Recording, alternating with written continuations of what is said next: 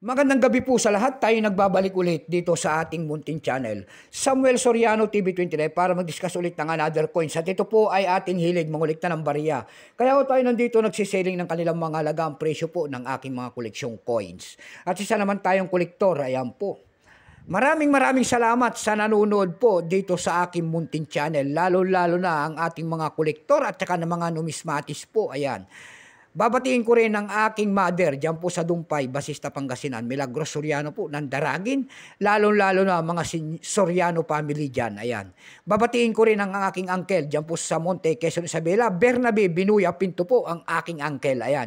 At saka si Bernard Belen Pinto po, ayan. At saka si Auntie Mercy at saka si Uncle Melchor po. Lahat po ng Soriano family dyan sa Samonte, Quezon Isabela, Soriano family po at Pinto family. Ayan, naimbag nga rabiyo amin lahat po ng Ilocano. Ayan. Yun naman po hindi pa po nakapag-subscribe dito sa aking munting channel. Anyayahan ko lang sana kayo at malaking tulong na po o bagay ang inyong gagawin tulad ng pagpindot ng ating subscribe button, like and share para ma-update ko kayo sa mga latest ko pang gagawin mga video po. Mayroon na naman tayong pag-usapang barya guys at titignan natin ang kanyang presyo. Ayan, kung magkano na. Ito po ay BSP po, year 1999. Ayan. Makikita nyo po ang isang imahe ng isang lalaki nakaharap po sa kanang bahagi. Malapit sa kanyang baba ang kanyang pangalan. Siya po si Dr. Jose Rizal. And then 1 peso po sa kanyang harap in the year 1999 and then landmark in the Republika ng Pilipinas. Pagkatalikod natin, makikita naman natin ang isang imahe ng year 1993, ang pagtatag ng ating Bangko Sentral. And then Catwheel po, dyan po bumabase ang ating mga kolektor kung anong reverse o die ang isang coins. And then Bangko Sentral ng Pilipinas. Ayan, bago tayo magsimula sa ating talakayan, kilalanin mo muna natin siya para makita natin ang kanyang presyo. Issue po, Philippines po. Period, Republic, 1946 up to date po. Type nito standard circulation coins, years 1995 hanggang 2003. 1995 lamang ito hanggang 2003 at ito po ay hindi namamagnet. Yun naman pong year 2003, dalawang klase po ang ginawa ng year 2003. Isang namamagnet at saka hindi po namamagnet. Yun naman 2003 hanggang 2017 ito ay namamagnet. Binukod ang magkabilang panig kasi nga magkaibang materialis ang kanilang ginamit.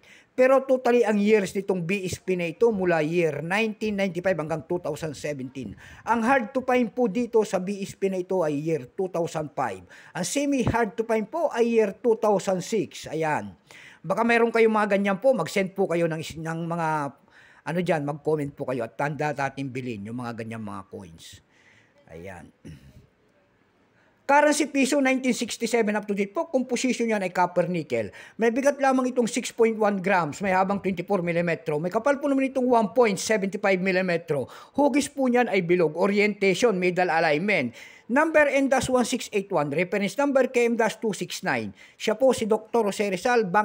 Bank Seal within circle. Ang ganyan nasa likod kung tawagin. Ito pong year 1999. Ito po ay 13%. Wala pa pong maipakita ang ating Bangko Sentral sa barya na hawak natin at ito po ay ginagamit pa.